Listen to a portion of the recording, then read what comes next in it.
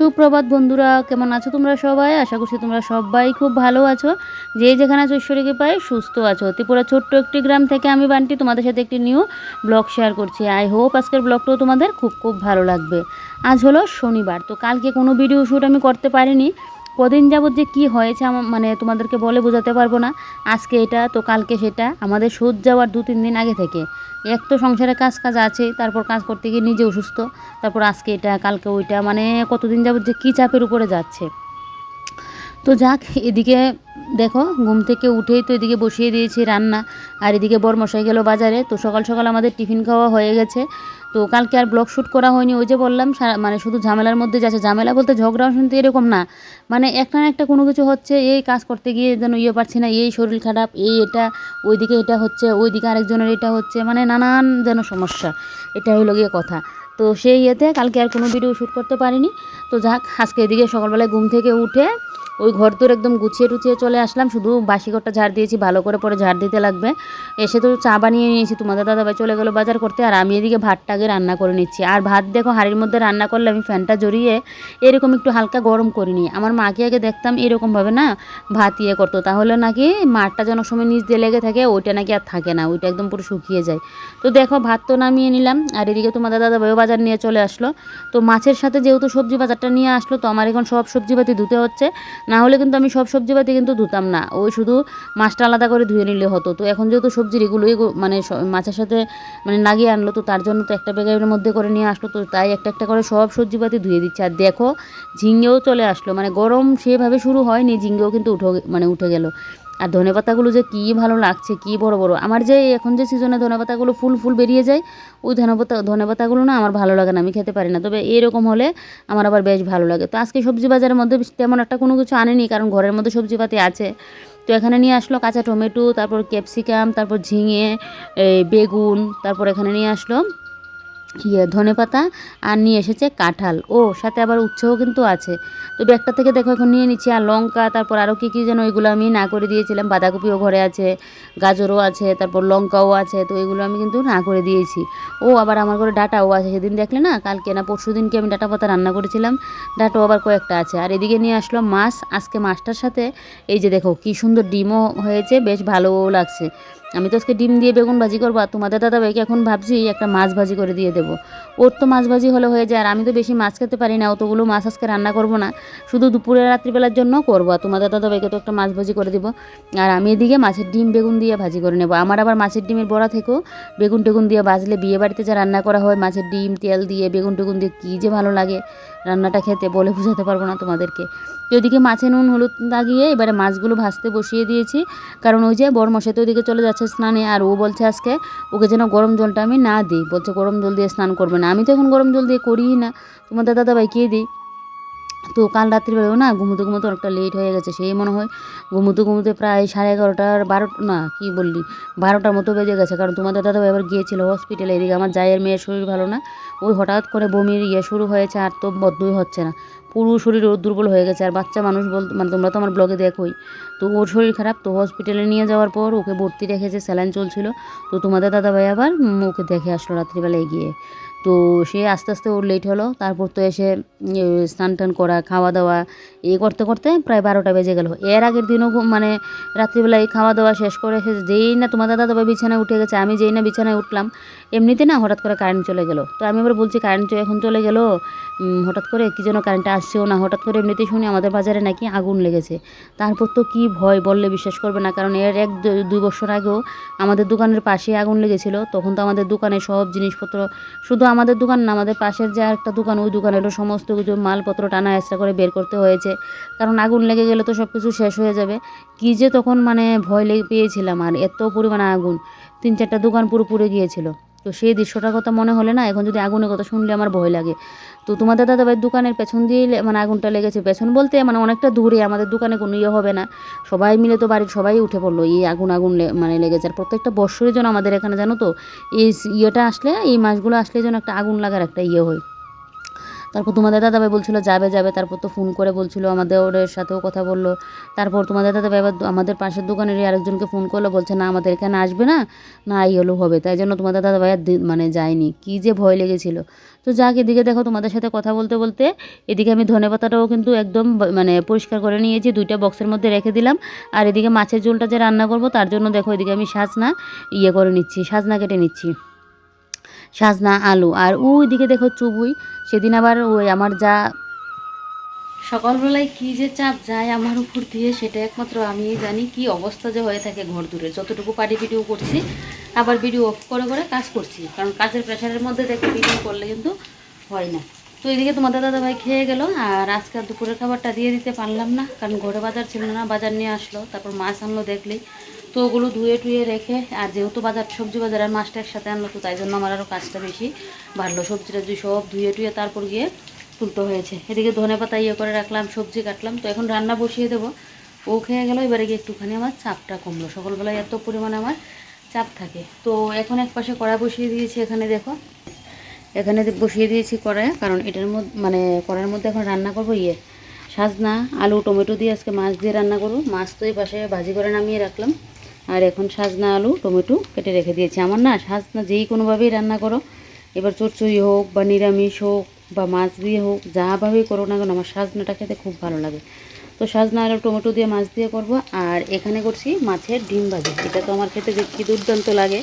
তোমাদের দাদাভাইকে তো মাছ ভাজি করে দিলাম, ও এটা খায় কিন্তু অতটাও পছন্দ করে না, আমার আবার এটা বেশি ভালো লাগে। তো এখানে দেখো মাছের ডিম বেগুন টেগুন দিয়ে কিন্তু ভাজি করে নিচ্ছি, এবারে নামিয়ে নেব, ধনেপাতাটাও দিয়ে দিয়েছি।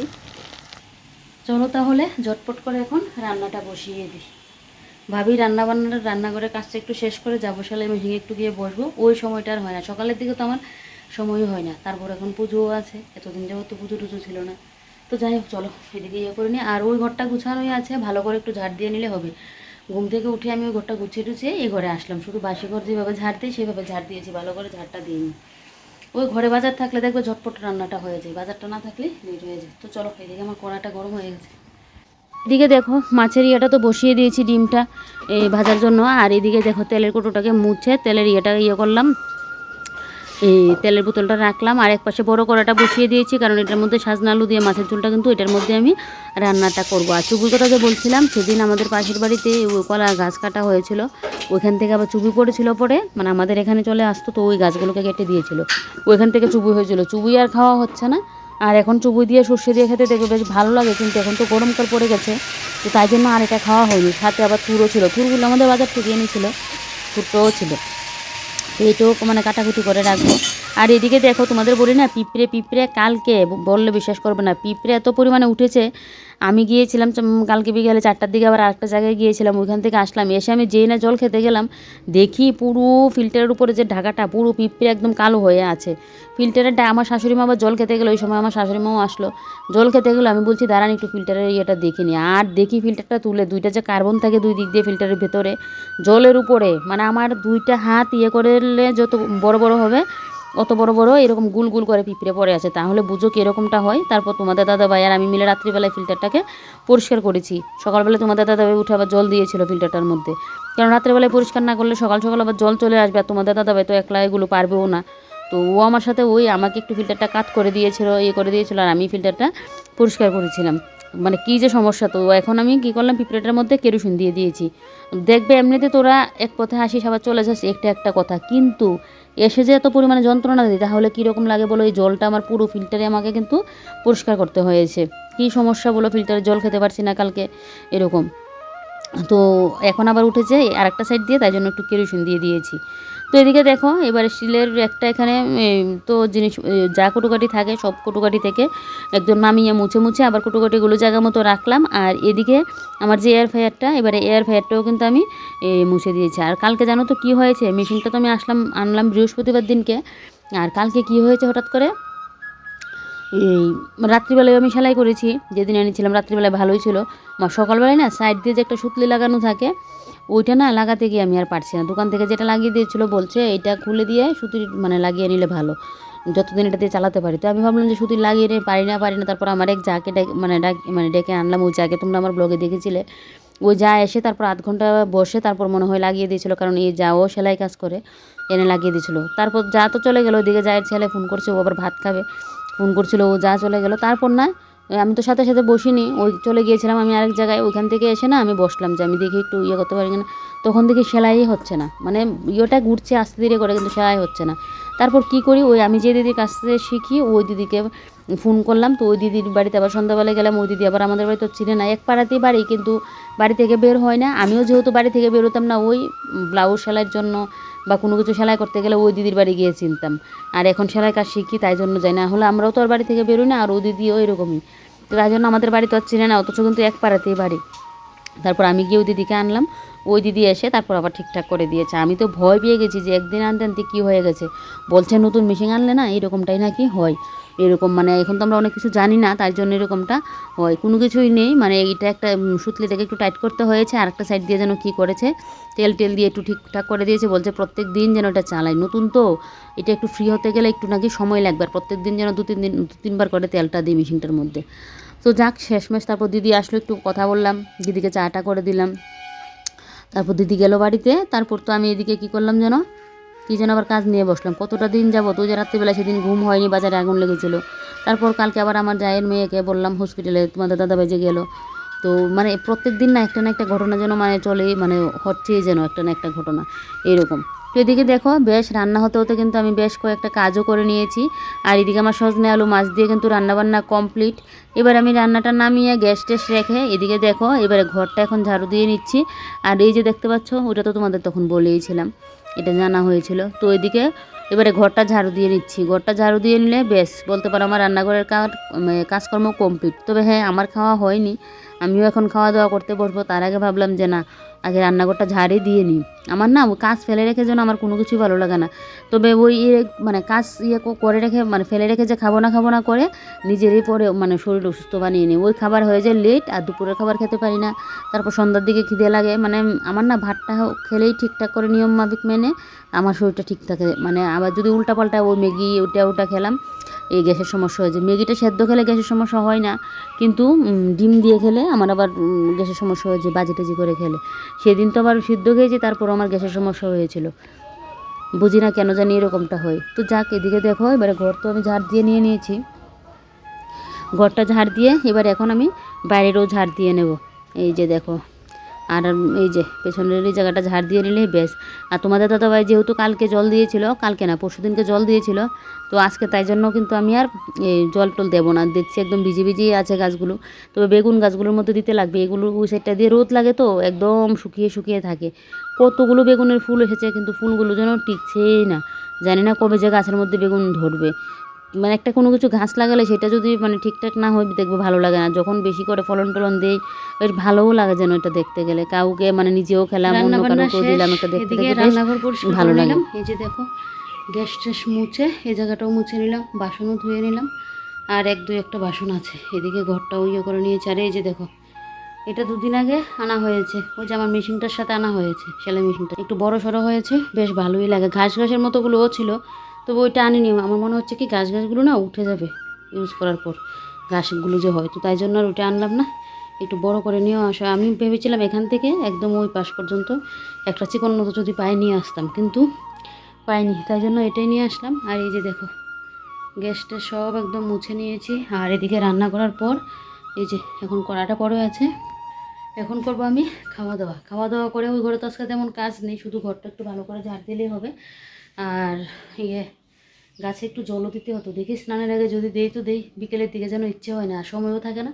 আর এখন যেহেতু মেশিনটা একটু আমার ঘরে আছে, তো সেলাইটা নিয়ে তো বসতে লাগবে, কারণ যেহেতু এখন শিখছি এটার দিকেও তো একটু আমার মনটা দিতে লাগবে, কারণ না হলে তো টাকাটি একদম পুরো ইয়েতে যাবে। তো টাকা খরচা করে যেহেতু শেখাই হচ্ছে, তো এদিকে মেশিনটাও ঘরে আনা হয়েছে, তো এটার দিকেও এখন আমার করতে লাগবে। সকালটার দিকে যেন সময়ও হয় না। তো যাক রান্নাবান্না কী হয়েছে চলো এক ঝলকে দেখাই। এই যে দেখো এখানে হয়েছে ভাত, এখানে আছে মাছের ডিম দিয়ে বেগুন দিয়ে ভাজি, পেঁয়াজ ধনেপাতা দিয়ে।